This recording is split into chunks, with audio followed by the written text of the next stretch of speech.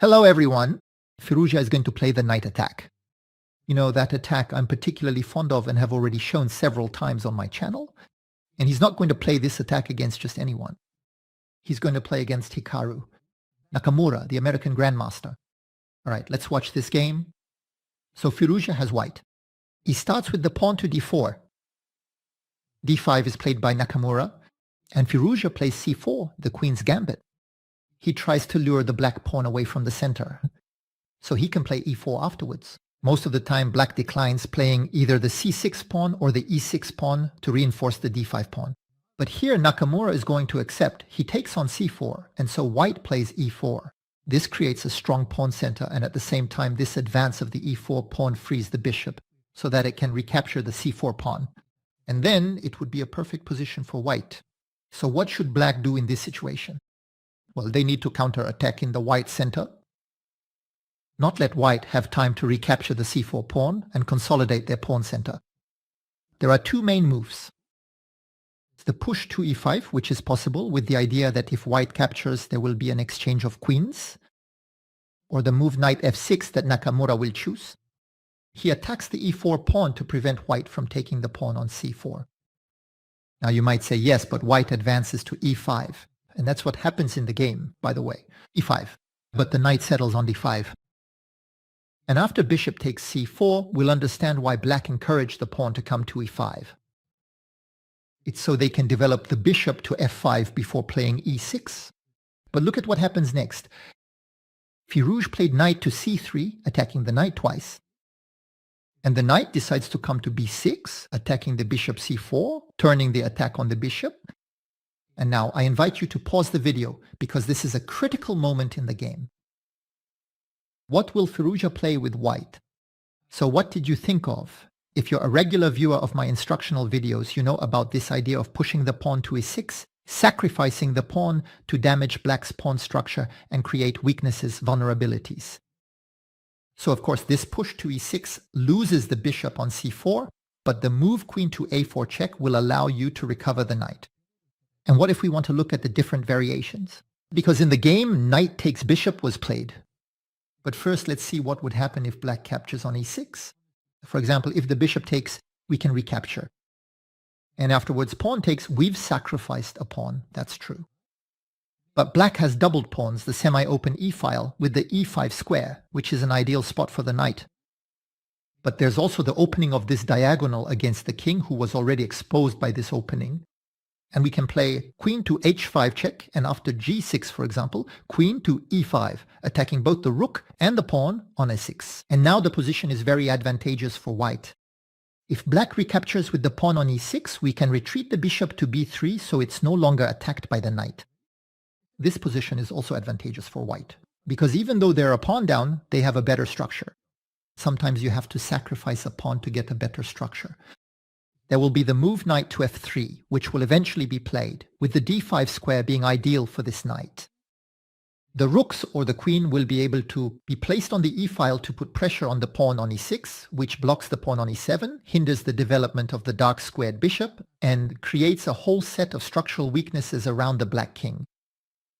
So in the position after this push to e6, Firouzja fears neither the recapture of the pawn nor the recapture of the bishop. But in the game, it was knight takes bishop that was played. Nakamura takes the bishop. So queen to a4 check. Black develops their knight to c6, and before recapturing the knight, since black hasn't taken the pawn on e6, white can capture on f7 as an intermediate move. King takes, queen takes, knight check.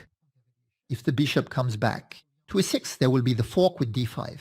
The pawn will attack the knight and the bishop, so it's pawn to e6 and knight to f3. And in this position, white has achieved a nice opening. They have 3 developed pieces against 2. An isolated pawn on d4, but in the center against the isolated pawn on e6, which is lacking in space, which is backward. Castling, which can be done, while the black king will have to waste a few moves before being able to complete a sort of manual castling. That is, the bishop will be able to come out, then the rook will come to f8, and the king will move to g8. But all of that will take time.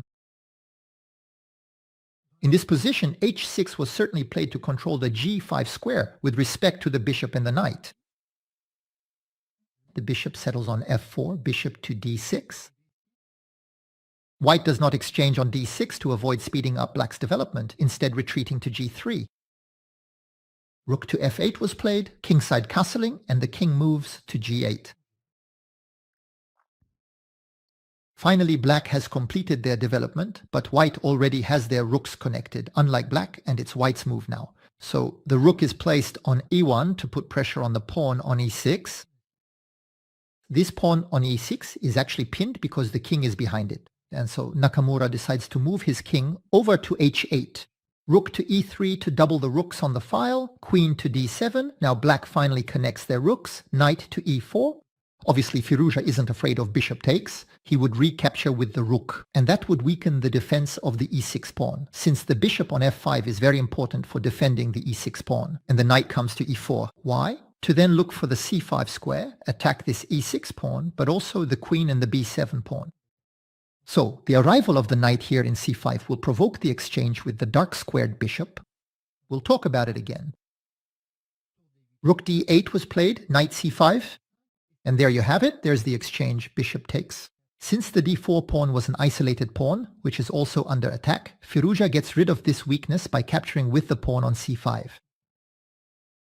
King h7 was played, so I didn't really understand why he plays king h7 at this point in the game. White to move.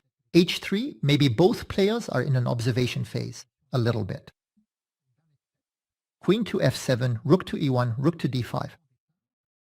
And bishop 4, there it is. Firouzja is making progress. He has all his pieces well placed, and now he's looking to play b5, of course, to push back the knight and most likely secure the e5 square. Black plays a6, but then a4. Queen to d7, the b5 push, capture on b5, the pawn recaptures, and the knight moves to d4. There's an exchange of knights, knight takes, rook takes, and the queen shifts to c3. Black plays rook to d3. For now, the position has several imbalances. We've identified the structural imbalance, namely the e6 pawn, which is a weak pawn because it doesn't have another pawn to defend it. This forces the bishop on f5 to take on a defensive role. But there's something else to look at, another imbalance you may have noticed. It's the imbalance of opposite-colored bishops. White square bishops versus black square squares. And we'll talk more about that a bit later in the game. Firouzja takes the rook, and now the queen recaptures. So you might think, yes, but the queen recaptures, white can exchange queens and win a pawn. But precisely in this opposite-colored bishop position, it might not be the right time to exchange queens because it will dry out the position. Look, for example, if we exchange queens, this is not what Firouzja did. The bishop can recapture, and it's true that the pawns on c5 and e6 are hanging, but so is the pawn on b5. If, for example, you take on a6, the bishop will come and take on b5. And if you take the pawn on c7, black will eventually place a bishop on c6. They can even play rook e8, by the way, to offer the exchange of rooks. Because in this endgame of opposite-colored bishops, if there is an exchange of the rooks, it will be a complete draw. For example, after rook takes, bishop takes, black will block the pawns on white squares, and white, with their dark-squared bishop, won't be able to unblock them. And if the rook doesn't want to be exchanged, if it comes to b6, for example, to attack, there will be bishop c6, and in any case, the situation is blocked. So in this position, Firouzja doesn't want to exchange queens yet. We'll see that he will eventually exchange them, but under these conditions at a more favorable moment. So he doesn't exchange the queens and he plays queen a5. And this is interesting because he's attacking the c7 pawn. But as I mentioned, there's the imbalance of the dark squares, the play of colors dark squared bishop against light squared bishop. Firouzja's idea is that if black plays c6, for example, he'll take on c6 and enter on c7 to attack the c6 pawn. Of course, but also start attacking the g7 pawn, with the idea, for example, bishop e5.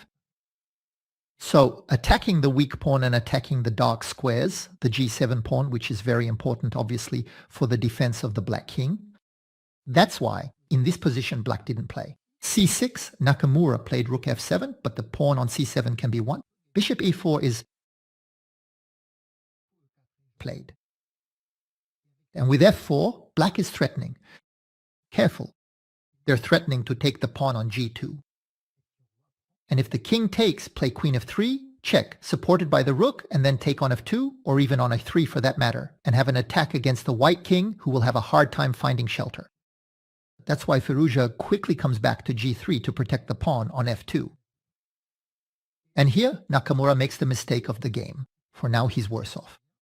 But the move he's about to play makes his position even worse. He goes from being worse to actually losing. He should have played queen d5. We'll see that he's going to put the bishop on d5, but he should have played queen d5 immediately, which attacks the c5 pawn, but also attacks the pawn on g2. And on the push to f3, you sacrifice. Bishop takes, pawn takes, and queen takes c5. Check. That would have been the best line for Nakamura. He sacrifices his bishop for 2 pawns, but the f3 pawn is in danger, so you can defend it with king g2, but queen c2, check. And in the end, the queen can't come back to defend. And black will alternate between threats of winning the pawn on f3 and threats of perpetual check against the king. For example, after bishop to f2, you go back to g6 to give check. If the bishop returns to g3, you go back to c2. Otherwise, you have to accept the loss of the pawn on f3 and the attack that could come against the white king. So it wasn't easy to see, but you had to think of queen d5 to attack g2 in addition to attacking c5. And on f3, be ready to sacrifice the bishop for several pawns and make the white king unsafe. But in the game, it was bishop d5 that was played. Queen b4, queen c2, and there queen b1. Look at Firouzja, who comes to pin the queen and is now willing to exchange queens. In the position I showed earlier with the exchange of queens, there was 1 pawn against 1 pawn. But here it's different. There are 2 pawns against 1. And so Firouzja is ready to exchange queens, to enter a position with an opposite colored bishop, because these 2 constrained pawns still allow him some possibilities for progress. For example, if black exchanges, then the rook could come to c1 to support the c6 push, and the bishop controls c7. And in the end, there is progress. With this majority, a dangerous passed pawn can be created. So we're going to get it, the exchange of queens, but not right away. Nakamura wants the queens exchange under these conditions, so he plays queen f5, bishop e5 is played. Black can't take on f2 because they're pinned, which is why they unpin themselves. And now Firouzja exchange. Queen takes, pawn takes. He plays rook d1, attacking the bishop. Rook d7 comes to defend. If you play c6, there will be pawn takes, and bishop takes, which will come to defend the rook. But Firouzja plays bishop d6. That cuts off the bishop's defense, so he attacks the bishop on d5, which retreats to e6. Now, pushing c6, as I was explaining to you, 2 pawns against 1, still gives another development. Takes, takes, the rook comes to a7. The c7 pawn is 1 square away from promotion, but for now, the square is well guarded by the bishop, rook a6. And now I invite you to find the move that made Nakamura resign. What did Firouzja play here? So I invite you once again to pause the video. See you in a moment. So what did you think of in this position? Firouzja plays rook a and Nakamura resigns. Let's explore the different variations. If the black rook takes the bishop, then we take the bishop that is defending the square and the black rook. If it takes the queen, there will of course be the pawn promotion, which will give a discovered check. Even a fork, it will also attack the rook. If black plays rook to d1 check, we move aside, then rook to c1 to prevent the promotion. But the problem is that white will give a check first, then promote to a queen, and after rook takes queen, rook takes back, and with an extra rook, it's easy for Firouzja to win, of course. So after rook to e1, we know that rook takes bishop doesn't work. If the bishop comes to c8, there will be rook e8, the fork, and that will win. Rook e8 check, king f7, rook takes bishop. Even if he takes our bishop, we can move the rook, for example, rook h8, and threaten the queen. It's the same. If the rook comes back, we make a queen. Rook takes and rook recaptures, and with an extra rook, it's always easy to win. So what other moves do we have? For example, bishop to d7, we could consider rook e8 to try to distract the bishop from protecting the c8 square. But we can also play rook to e7. If the rook comes to take, we always recapture with the same idea of making a queen. And if rook c6, we play rook d8, and then we'll be able to make a queen. So you see, with this little sidestep, rook d1, which protects the bishop, comes to e1 to attack the white bishop, and black is unable to defend both the bishop and the promotion square at the same time. Goodbye, everyone.